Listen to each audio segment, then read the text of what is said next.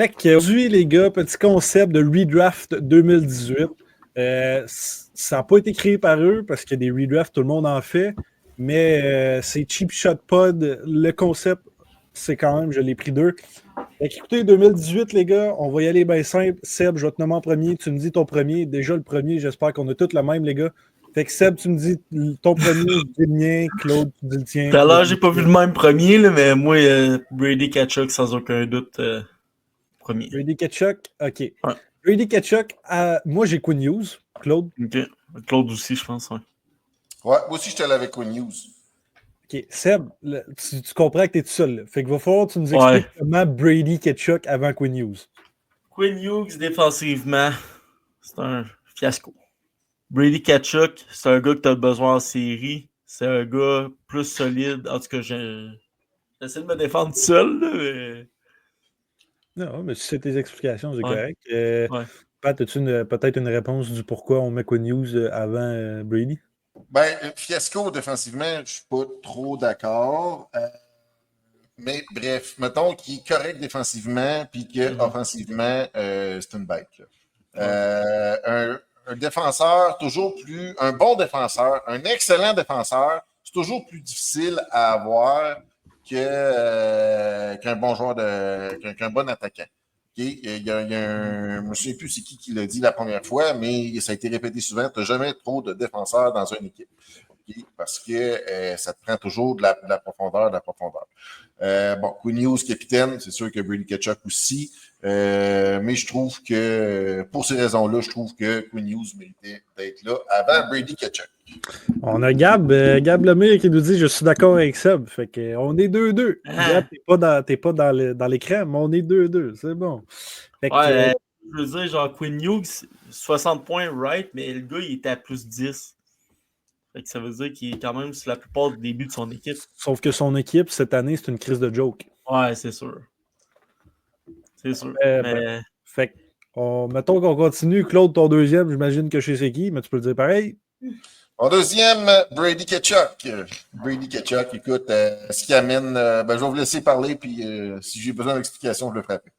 J'ai Brady Ketchuk aussi, probablement pour les mêmes raisons. Puis Seb, t'as pas à t'obstiner parce que tu l'as mis premier. Mais Seb, c'est ça. Mais fait que pour Brady Ketchuk, dans la liste qu'on a, Brady Ketchuk et mettons Quinn Hughes et Brady Ketchuk sont très certainement les deux premiers pour tout ce qui amène. Écoute, Brady, tout le monde savait qu'il était extrêmement bon, puis une peste. Mais la confrontation des quatre nations, ça l'a-tu mis encore meilleur qu'il est? Parce que ce gars-là était 100%, sans aucun doute, le meilleur joueur américain durant tout le tournoi. Ouais, puis on connaît les Bucks, mais... c'est mais c'est le genre de gars que tu veux avoir dans ton équipe là. Bon, en série, on ne peut pas savoir, on ne l'a pas vu, sauf que ce qu'il a fait aux quatre nations, ça peut démontrer un peu quelle sorte de joueur ça va être en série pour les sénateurs. Effectivement. Parfait. Sébastien, au troisième. Troisième, je me rappelle plus. Jimmy Svechnikov. Ouais, c'est vrai. Sébastien a quelque chose contre les défenseurs. Parce que moi, j'ai M. Rasmus Dahlin. J'ai pas quelque chose contre les défenseurs. Moi, je suis allé avec Rasmus Dahlin encore une fois, probablement pour les mêmes raisons que Zach. Écoute, c'était quand même le premier drafté overall. C'est sûr que, bon, là, je l'ai vu, j'ai eu la chance de le voir comme il faut 2 matchs là, contre le CH dernièrement. C'était pas fort, ces 2 matchs-là. Le deuxième match. Non, mais Rasmus Dahlin, c'est parce que c'est le genre de gars que, écoute, il peut sortir un lapin de son chapeau n'importe quand, là, puis bang, il fait mal. Là. Ouais, mais moi, pourquoi je l'ai mis Svechnikov, il est très bas dans ma liste. Pourquoi? Parce que j'ai l'impression qu'il a été bon. Genre, il y a eu des très bonnes premières années, puis là, on dirait qu'on en a. Probablement, parce que je regarde pas tant les Hurricanes, mais c'est pas le gars. Tu penses aux Hurricanes, c'est pas à lui que tu penses en premier. Bon, là, vous allez me dire, tu penses au Sables, tu penses à Tage Thompson, mais Rasmus Dahlin reste first overall, reste un défenseur de très grosse qualité et qui, à mon sens, est meilleur que Andrei Svechnikov. Moi, je trouve que Svechnikov, il y a trop de superstars en avant de lui, c'est ça qui l'empêche de prouver que sa véritable valeur. Sauf que, je veux dire, Evgeny Malkin a une très belle carrière, même si monsieur Sidney Crosby en avant de lui. Non, c'est sûr. Faut qu'il trouve la façon de se faire plus repérer. Mais écoute, chacun notre opinion, puis c'est très bon. J'aime le concept à date. Fait que Claude, tu peux y aller avec ton 4e. Ah, puis Dahlin est sous-estimé, 3e parfait. Gabriel est d'accord avec Rasmus Dahlin. Parfait. Bon, OK, cool. Mon 4e, écoute, c'est Svechnikov. Donc, écoute, Zach, pas Zach et Seb, à la place de le mettre 3e avant Dahlin, moi, je l'ai mis 4e, le Svechnikov. Donc, il passerait, mettons, de 2 à 4, là, selon mon ranking et moi. Moi, Dahlin, c'est mon 4e choix. C'est un défenseur. On voit que Buffalo, c'est pas le top pour développer un joueur, mais c'est quand même le capitaine de l'équipe. Il est rendu à quoi, 24 ans? 24-25? Je calcule vite fait. Ouais. Moi, j'ai mis Evan Bouchard parce qu'il sort un peu. Il sort un peu de nulle part, qui fait une calice de job. Mais là, je regarde mon rang. J'aurais mis mon 5e avant mon 4e finalement, parce que mon 5e a un côté beaucoup plus défensif développé, à mon humble avis, qu'Evan Bouchard. Ton 5? Mon 5e est Noah Dobson. Je pense Noah que Dobson est meilleur défensivement que Evan Bouchard Takama, mais pour son aspect offensif, c'est sûr qu'il y a le monstre à 2 têtes pour l'aider à faire des points, mais ça reste que c'est un sacrement de bon joueur. Fait que mon 5e, on va y aller, Noah Dobson. Moi aussi, je me trompe pas, j'ai dit, ouais, ça, Noah Dobson, 5e. Claude, Kirill Marchenko. Ouais, j'étais là avec Kirill Marchenko. Pourquoi si probablement un des joueurs de ce draft-là, qui était une surprise. Tu regardes son apport offensif, écoute, qui est assez indéniable. C'est rien contre Noah Dobson. C'est juste que je trouvais que le upset offensif qu'il a amené, qu'on ne s'attendait pas, ça méritait peut-être d'être là. Parfait. 6e. 6e, je ne sais pas, on est rendu à qui, là. Ben, je peux y aller en premier, ça ne mélange pas. Donc, 6e, là, je suis allé avec Evan Bouchard. Dobson, il est loin dans ta liste, je viens de remarquer. Ouais, Dobson, ouais. Ben, on en parlera tantôt, OK? OK, c'est bon. Ancien ski, s'il n'aime pas ça. Ouais. Oh, oui. Svechnikov. Seb? Moi, c'est Kirill Marchenko. Dans le fond, c'est sûr que, bon, Kirill Marchenko, toi, tu l'as mis 6, moi, je l'ai mis 5. J'ai mis Evan Bouchard 5. Écoute, c'est juste parce que, bon, ce qui amène... c'est ça.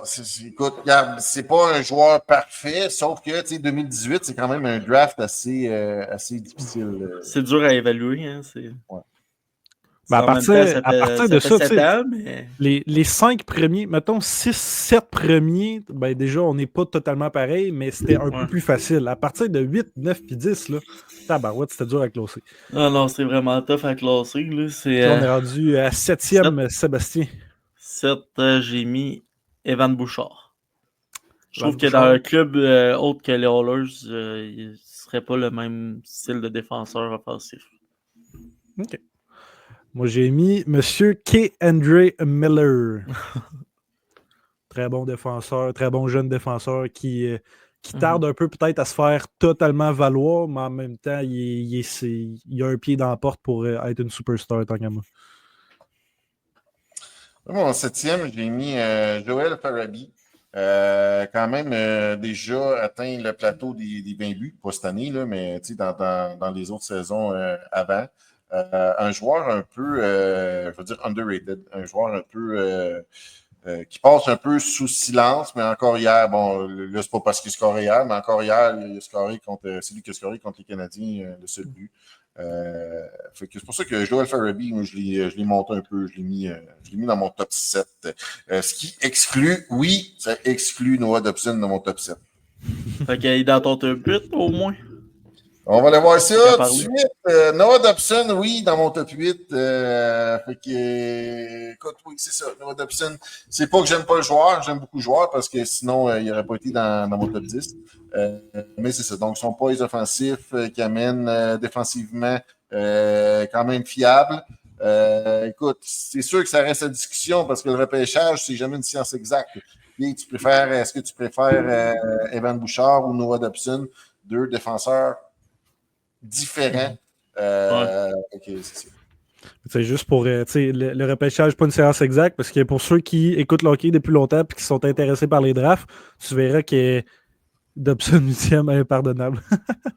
Gab n'est pas d'accord avec ton Dobson 8e. Mais ce que je voulais dire, c'est que le rang a totalement changé, là, parce que Rasmus Dahlin était premier, Quinn Hughes 4e, Ketchuk 3e, puis non, Ketchuk 4e, puis justement le 3e, il n'est pas dans le top 10 de personne. Fait que pour continuer, moi, mon choix numéro 8, ça va être Joël Farabi. Moi, mon 8, c'est K'Andre Miller. Parfait. C'est bien ça. Moi, plutôt, on l'a pas mal échangé. Ouais. Ok, non, Farabi plus bas. C'est correct. Fait que ton 9e, Seb, on l'a vu. Joël Farabi, ouais. Je pense que le changement d'heure, ça va lui faire du bien à la Calgary. Ouais, parfait. Moi, mon choix numéro, là, on est rendu à 9. Ouais. Monsieur Alexandre Romanov, que j'aurais pu échanger aussi avec mon 10, mais je le connais plus que le 10e, contrairement à vous, que vous avez l'air de plus le connaître que moi. Mais bref, Alexandre Romanov, je peux pas dire qu'il va devenir une superstar, mais à mon sens, très fiable, assez fiable, on va dire, défensivement. Côté offensif, il sert pas tant à ça, tant qu'à moi. Puis son côté physique qu'il apporte, c'est les mises en échec. Tu peux pas aller contre Alexandre Romanov et pas avoir mal une à deux fois par match. Non, moi, j'étais assez d'accord. Donc, j'ai mis Alexander Romanov là, au 9e rang, moi aussi.